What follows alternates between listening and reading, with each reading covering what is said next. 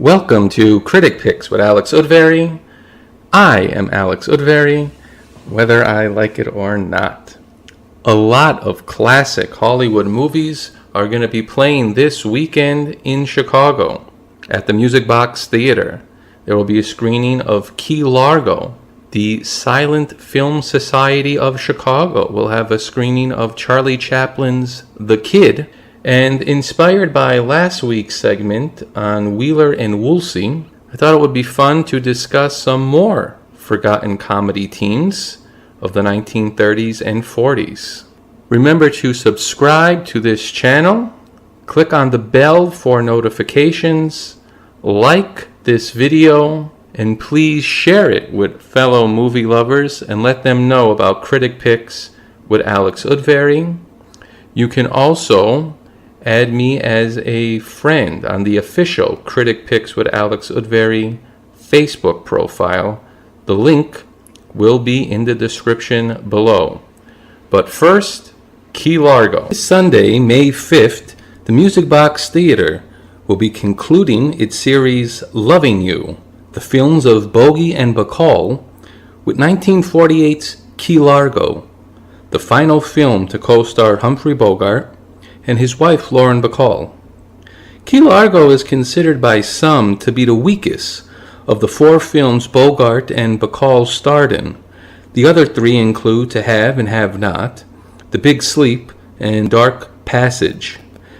It is a difficult challenge to live up to those other movies, but Key Largo should not be dismissed, even if I feel it doesn't quite live up to those other films. Key Largo has a social message and modestly works as a genre gangster picture. Set in post-war America, Bogart plays Frank McCloud. He was a major in the war and has decided to pay a visit to a deceased Army buddy's family, including the soldier's father, James Temple, played by Lionel Barrymore, and the soldier's wife, Nora, played by Lauren Bacall. They run the distinguished Hotel Largo, which has been bought out for a few days by some questionable characters. Characters that initially don't take too kindly to McCloud's visit. We slowly discover it is gangsters that have bought the hotel out, led by Johnny Rocco, played by Edward G. Robinson, who's newly returned from exile in Cuba. They are going to keep everyone hostage in the hotel until a big deal falls through. Meanwhile, a brewing hurricane must compete with the storm about to ravage inside the hotel as McCloud and Rocco engage in a battle of male dominance. Can the war-weary veteran thwart Rocco's plans? Bogart's character possesses traits we have come to associate with his screen persona. An outsider, we literally see him newly arrive in Key Largo. He's an isolationist, a cynical, I stick my neck out for no man mentality.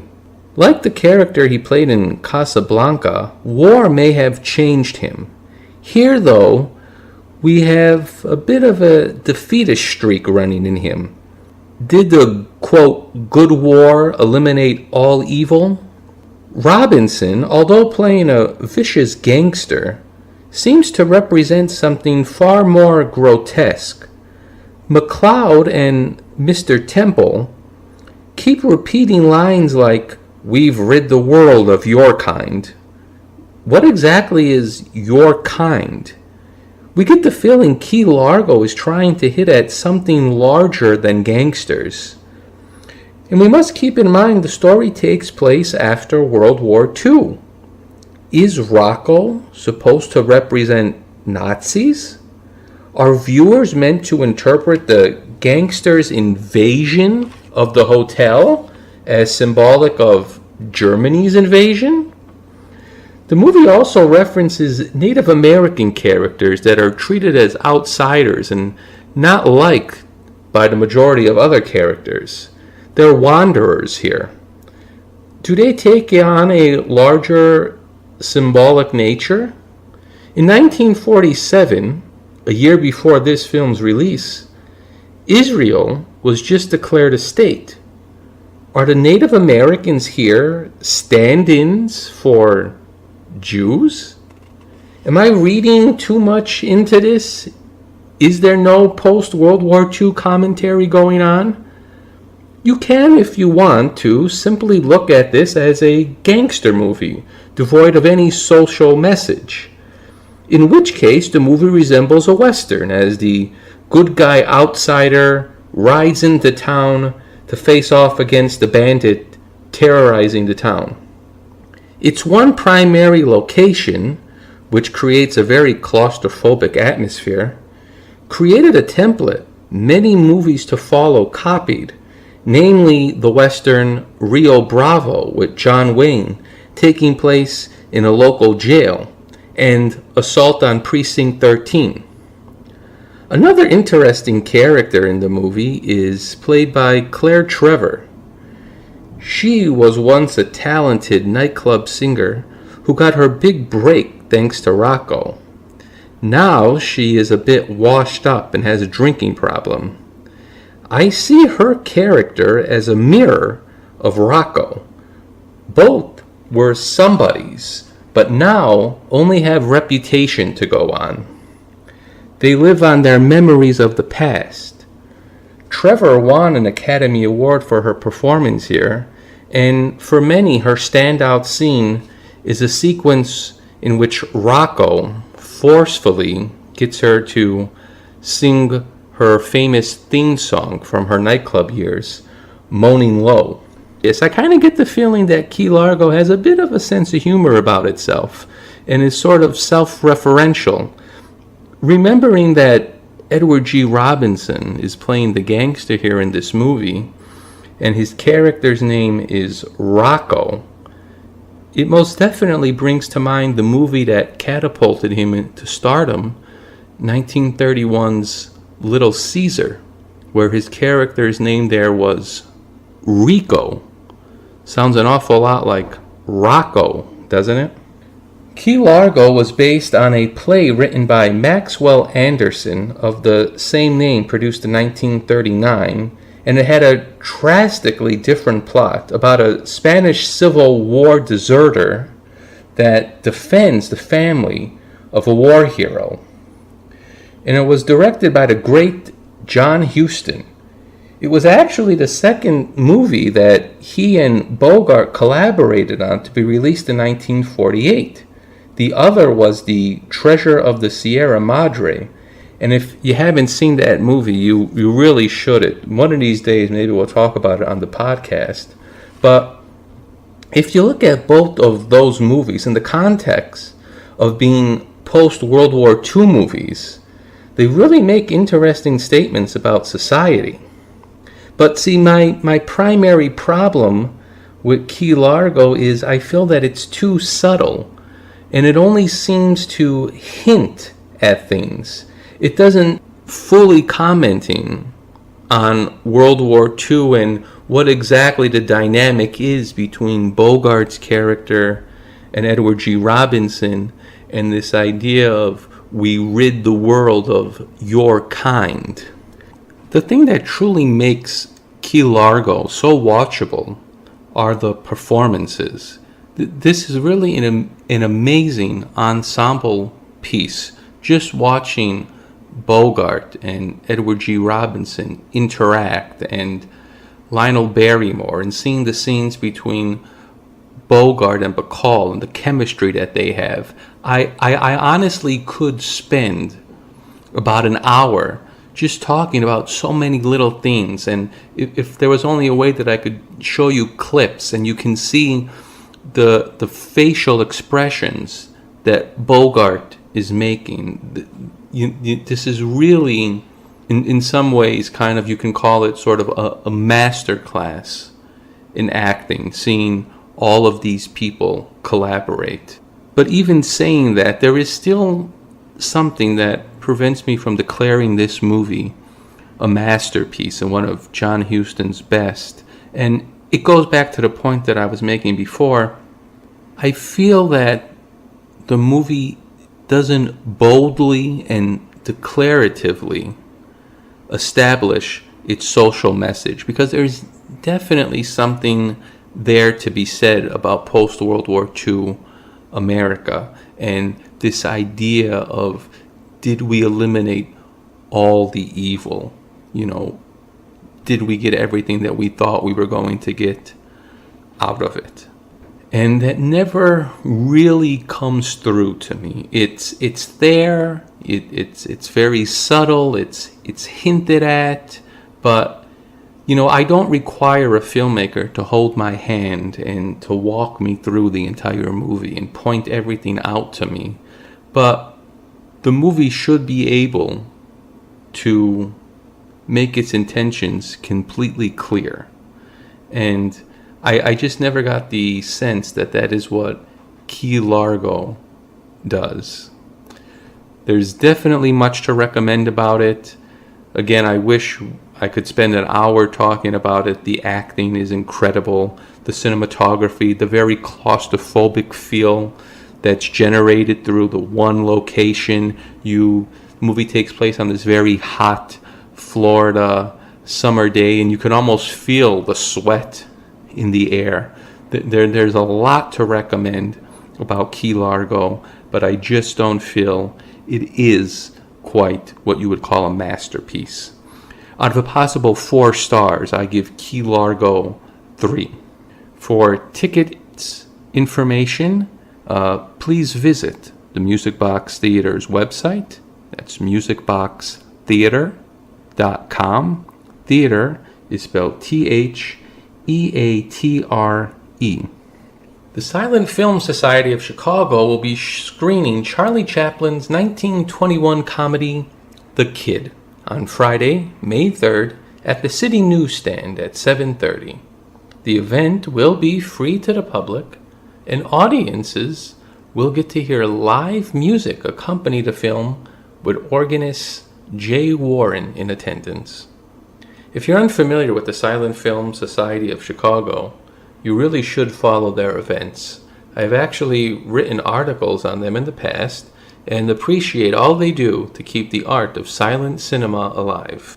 The Kid was Chaplin's feature-length debut film and a wonderful example of Chaplin's gift of combining pathos with comedy, with its story of a poor woman, played by Edna Purviance, who has a child out of wedlock and decides she is unable to raise the baby by herself. Walking down the street, she passes the home of a wealthy family. Her plan is to leave the baby in the family's car, which is parked in front of their house. As she leaves the baby in the car, 2 thieves steal the car, and when they notice the baby, they leave it in an alley. As people pass by the baby, no one wants the responsibility of taking care of it. Eventually, the baby ends up in the hands of a poor tramp, played by Chaplin, who raises the baby as his own. Now, before we move on to the rest of the plot, let's discuss this scene, as, for me, it hits on Chaplin's genius. Chaplin was always able to find humor in dark moments. And really, that is the nature of comedy. Chaplin never gets too serious on his audience. In another movie, the idea of a baby being left alone outside in an alley could be a very emotional scene, a poor helpless baby in the cold. But no, Chaplin manages to find a way to present this material to us and make us laugh, as each person tries to pass the baby off to someone else. Now, at this point, the movie jumps ahead 5 years, as now the baby is a kid, played by Jackie Coogan, who lives a poor but happy life with the tramp. Together, they go around and hustle. Their scheme is to have the kid break a business's window with a rock, as the tramp, who now happens to be a window repairman, happens to walk past at that very moment and is hired to fix the window. At this same time, we discover that the poor woman in the beginning of the movie has now become a wealthy actress, and remembering her roots, she returns to her old neighborhood to give charity to the children and their families.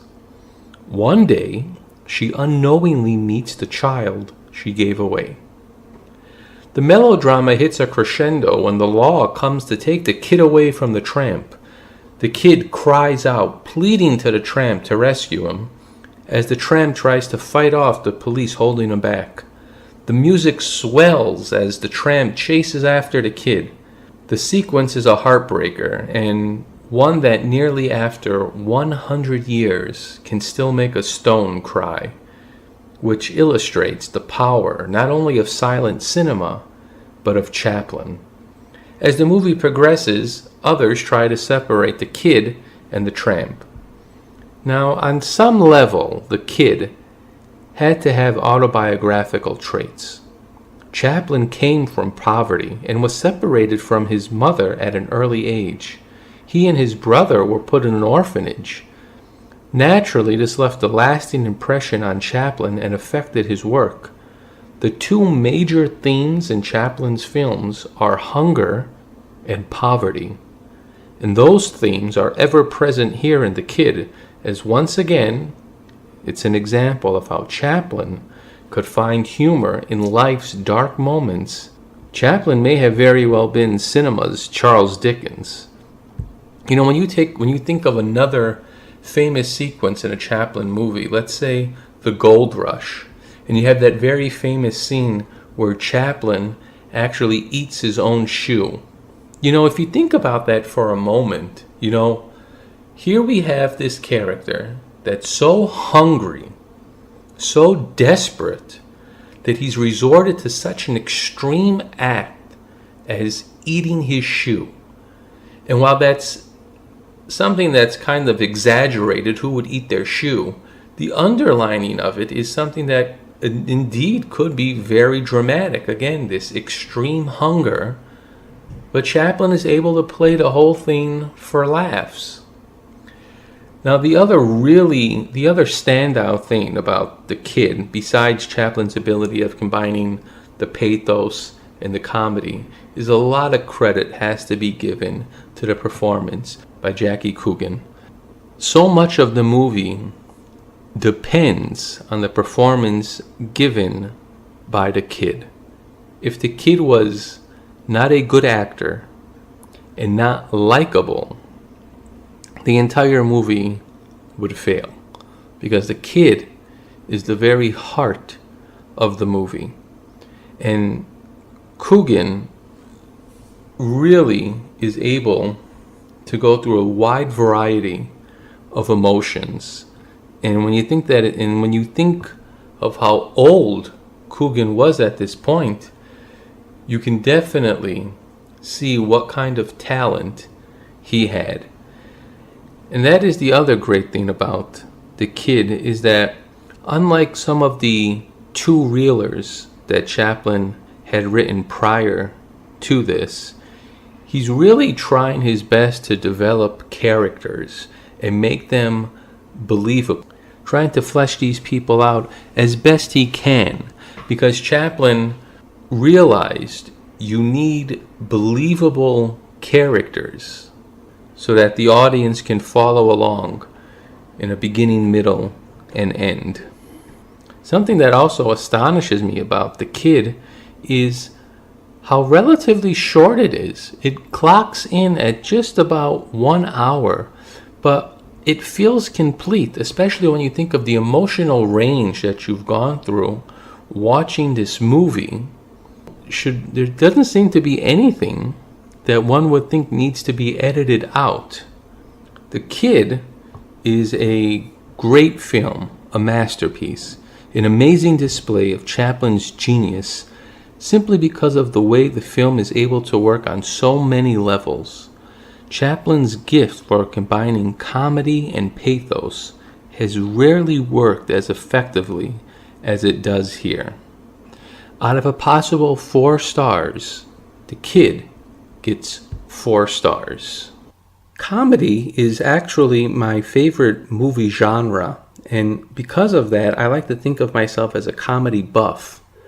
And last week I had such a good time talking about the forgotten comedy team of the 1930s, Wheeler and Woolsey, and I got such a good response from listeners, I thought it would be a fun idea to talk about some more forgotten comedy teams.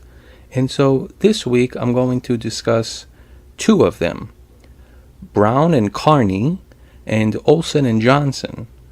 And both of them have often been compared to Abbott and Costello in trying to capitalize on their success.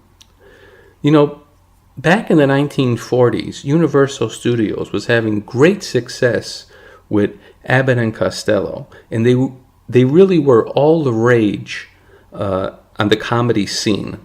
And because of that success, other studios wanted to duplicate that. And so studios would kind of create their own comedy team based on what they thought was the appeal of Abbott and Costello. One team in particular was Brown and Carney, and they were brought together by RKO Studio. The studio paired two of its contract players, Wally Brown and Alan Carney, and between 1943 to 1946, the two men were in 11 pictures together. Although not necessarily as a team, sometimes they were just supporting players in the same movie but didn't share any scenes together. Officially, they were in 8 movies together. And when the two men were an official team, they usually played characters called Jerry Miles and Mike Strager. Jerry, played by Wally Brown, was supposed to be the, quote, leader of the team. And their relationship didn't resemble Abbott and Costello so much as it did Laurel and Hardy.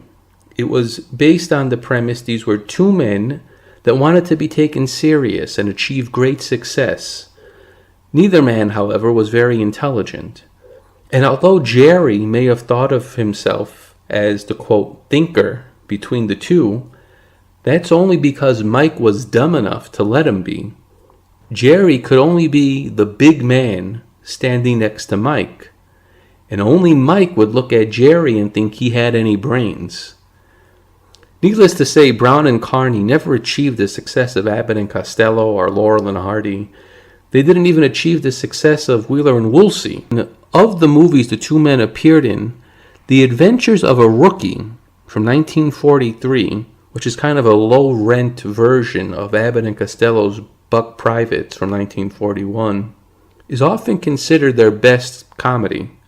Another popular title, which has reached cult classic status, is the horror comedy Zombies on Broadway from 1945 with Bela Lugosi.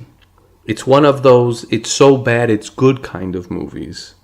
Here is an example of the copycat material Brown and Carney were given to imitate Abbott and Costello. This is taken from The Adventures of a Rookie. Hey, got a match? Yeah. How did you do? How do you do? How did you do in there? Oh, fine. Fine. Up to that question about A and B driving to Chicago. That's where I got stuck. That was the first question. Yeah, I know. That's where I got stuck. I didn't understand it. You didn't? Oh, it's very simple. Come here, let me explain to you. Sit down. Takes a minute. Look, A and B are driving to Chicago. That's clear, isn't it? No. Where'd they get the gas to drive to Chicago? What difference does that make?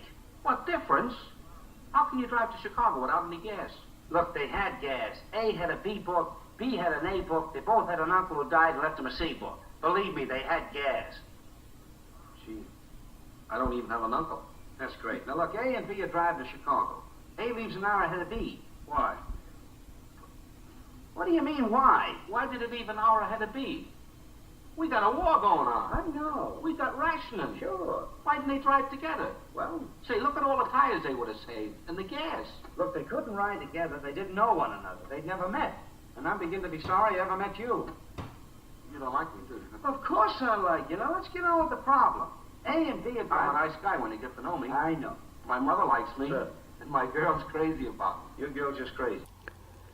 The routine is not necessarily bad, at least not to me, but it's so obvious in what it's trying to copy that it falls far below the standard it's trying to achieve. Of course, if we stop the Abbott and Costello comparisons, Brown and Carney are actually a mildly amusing team that starred in comedies that could best be described as harmless, light diversions. The movies are generally 60 to 65 minutes. The real problem, I think, with Brown and Carney is that they were placed together and couldn't really hone an act.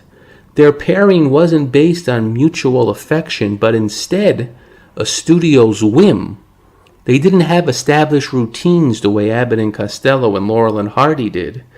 In their defense, however, they did have chemistry. If RKO would have thrown a little money their way and had talented, funny people write their scripts, the team would have fared much better. If Brown and Carney are considered to be failures by anyone, it has nothing to do with them. I believe they were fine character actors. Their downfall lied with management.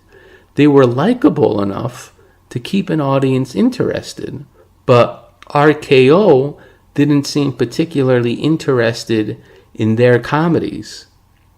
For me, this is proven in the musical Step Lively, which stars a very young Frank Sinatra.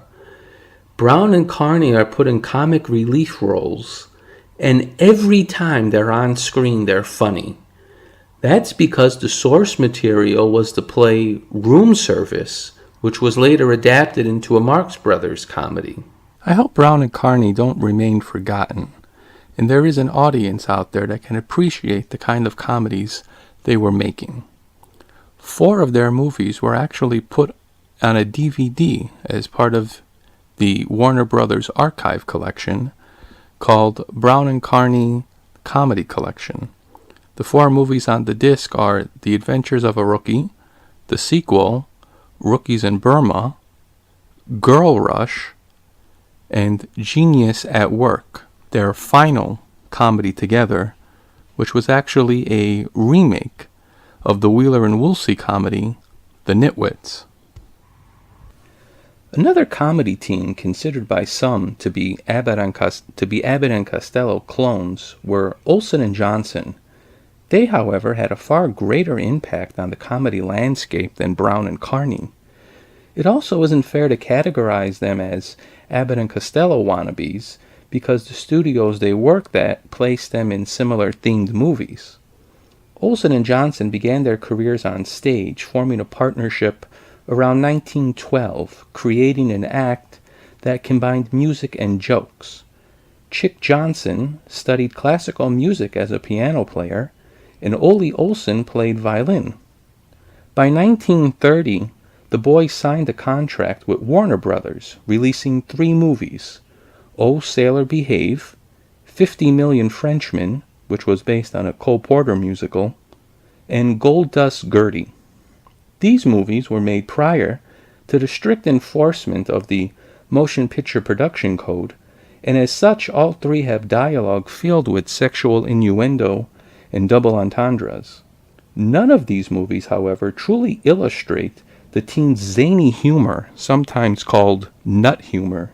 Working within the confines of scripts that had been written for them proved to be too restrictive for their humor. Olsen and Johnson's comedies were ones that thrived on chaos. Their act was filled with one-liners, gunshots, outrageous props, musical numbers, and self-referential jokes. For some reason, this couldn't translate on film. The team achieved some of their greatest success on stage. After leaving Warner Brothers and releasing 2 movies for Republic, the boys went to Broadway for their revue Hellzapoppin'. The show ran for more than 1,400 performances and was turned into a movie in 1941, this time at Universal, where the team finished their careers. Hellzapoppin' was their greatest movie success and the greatest example of what Olsen and Johnson were up to. Unfortunately, Universal, eager to duplicate Hellzapoppin's success, released Crazy House in 1943 and their final comedy, See My Lawyer, in 1945. Lightning can't strike twice, and neither movie is as good as Hellzapoppin'. Universal hoped Olsen and Johnson would equal the success of Abbott and Costello, and like Brown and Carney were put in copycat movies. For example, Abbott and Costello appeared in Hold That Ghost, and so Olsen and Johnson were in Ghost Catchers, where they even directly refer to Abbott and Costello. After the release of See My Lawyer, Olsen and Johnson never appeared in another feature-length comedy again. Instead, like many of their peers, they turned their hand to television, and they also continued to perform on stage in nightclubs. It's been said the team was at their best on stage, feeding off the energy of a live audience. What's the parade all about? You guys running for president? No. Did you win a jackpot on a quiz program? No. Strike oil in Texas? No. Then what's the celebration all about? We just got a seat in the subway. I hope it's a boy for you.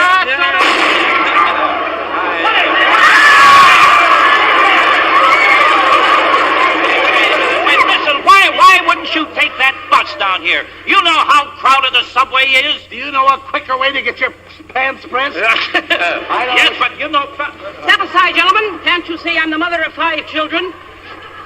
Would you mind repeating that, please? Not if I can help it.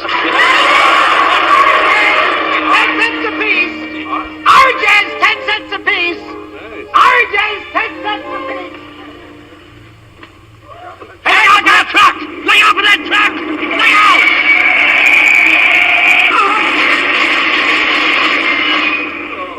Orange juice, 10 cents a glass.